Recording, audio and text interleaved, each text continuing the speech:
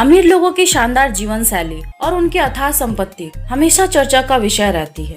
इन अमीरों की luxurious life style वाकई में स्ट्राइकिंग होती है, पर जब ये बैंकरप्ट होते हैं तो ये न्यूज का इनका अपना ही एक अलग स्थान होता है।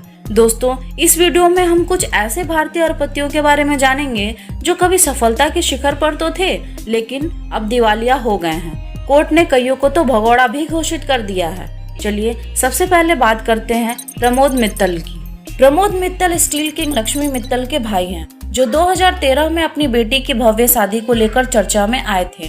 इन्होंने शादी में लगभग 505 करोड़ रुपए खर्च किए थे, पर किस्मत ने बाजी ऐसी पलटी कि जो आदमी कभी यूनाइटेड किंगडम में सबसे अमीर लोगों में से एक था, उसे 2020 में सबसे दिवालिया घोषित कर दिया गया। पत्नी, बेटे और बहनोई सहित कई लोगों पर 24,155 करोड़ का बकाया है।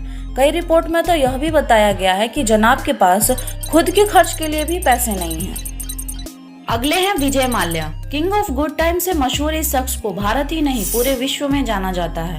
एक समय था जब विजय माल्या भारत में अपने लग्जरियस लाइफस्टाइल के लिए जाने जाते थे। माल्या के पास Ferrari 1965 California Spyder, Jaguar XJ220, Jaguar XJ1515, Bentley, Mercedes Benz 300 SL सहित 250 से अधिक लग्जरी और विंटेज कारों का संग्रह है। इनके खुद के प्राइवेट जेट, प्राइवेट याच और खुद के प्राइवेट आइसलैंड है। विजय माल्या पर कथित तौर पर 9,000 करोड़ के गबन का आरोप है, जो उन्होंने किंगफिशर एयरलाइन के लिए लोन लिया था। ब्लूमबर्ग की एक रिपोर्ट के अनुसार विजय माल्या को दिवालिया घोषित करने के लिए 12 इंडियन बैंक्स ने याचिका दायर की थी।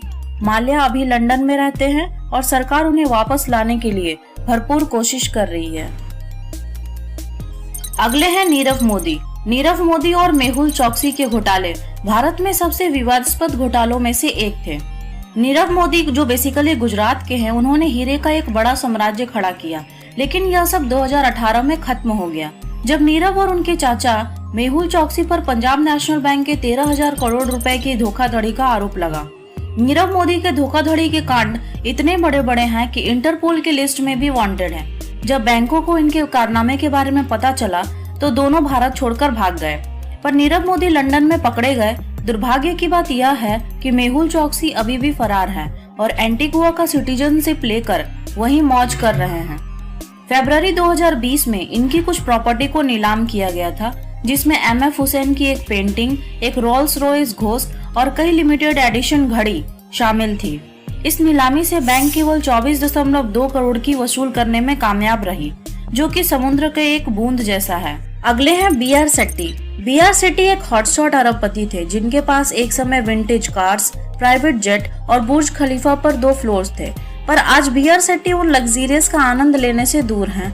दवा व्यवसाय और NMC हेल्थ के संस्थापक शेट्टी पर धोखाधड़ी का आरोप लगा था। एक रिपोर्ट में कहा गया कि दिवालिया हो चुकी NMC हेल्थ पर 49,100 करोड़ रुपए का अघोषित कर्ज है। शेट्टी की हालत इतनी खराब थी कि उन्हें अपनी एक कंपनी $1 में बेचनी पड़ी। इन दिनों शेट्टी भारत में है क्योंकि बैंक ऑफ बड़ौदा उन पर मुकदमा कर रखा है।